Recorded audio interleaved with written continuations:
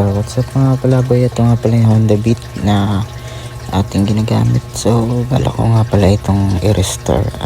Yan, nakikita nyo fade na yung kulay at marami ang dapat palitan. So papalitan natin siya ng kulay at i-upgrade natin itong motor natin. Let's go. So ito, nandito na siya sa shop at pinagpaplanoan ko na rin kung ano yung mga una kong babaklasin at kung paano yung mga diskarte.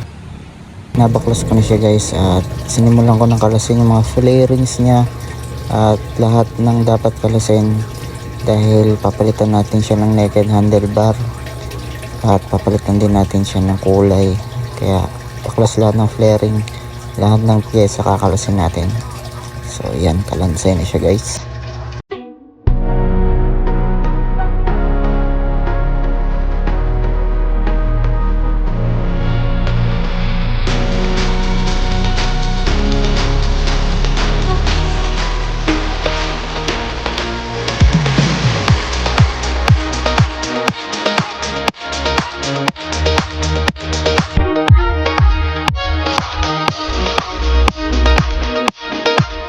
Bali, pinilitan ko na siya guys ng knuckle bearing at pinilitan ko na rin yung mga dapat palitan para isang kalasan na lang. So eto nga pala guys, yung switch niya ay pang click na, yan, handlebar, pang PCX at pang beat street naman yan yung kanyang holder, yan.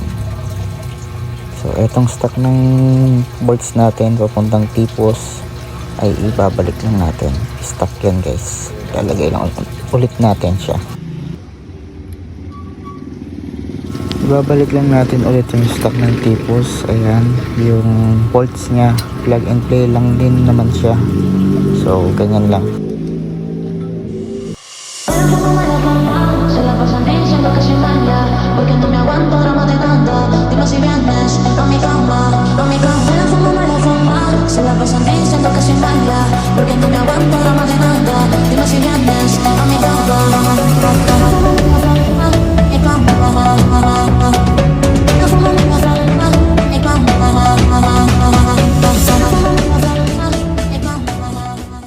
Bale, eto ina-assemble ko na at kinabit ko ng mga pyesa. Papakita ko sa inyo guys kung ano yung mga pyesa na ikinabit natin.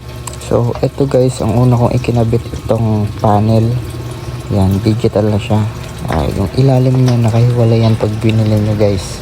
So nilatag ko na rin yung wiring, plug and play naman. At pinababa ko yung hose.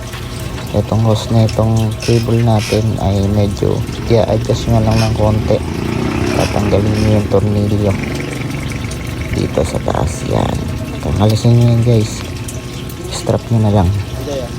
At ito stock ng Honda Beat, yung brake master. Tapos ito pang Mio na siya, assemble ko lang. Swak naman, medyo magtatabas ka lang ng konti. Yan, ito na yung tsura. Pang click na yung mga switch, yan, click na yan guys, assemble na lang yan guys. So ito, mga holder ng side mirror pang Mio Sporty, brake master na stock, pang click, palitan ko ng handle grip, yan guys. Ito pang PCX na yung handlebar natin. At itong bracket at visor natin pang Yamaha XR guys, pang Honda Beat Street naman itong mga tong piyesa na to. Yan, for Honda Beat Street lahat guys. At nagkabit tayo ng brake switch pang click.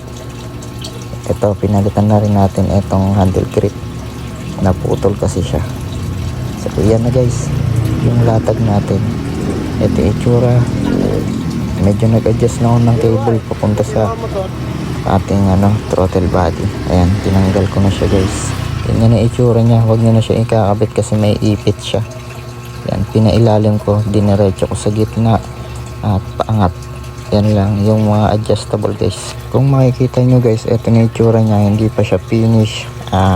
Kinukulayan ko pa kasi yung mga fairings niya. Tapos ito na yung itsura niya ngayon. Yan, medyo maayos-ayos na at unting-unti na lang matatapos nito guys.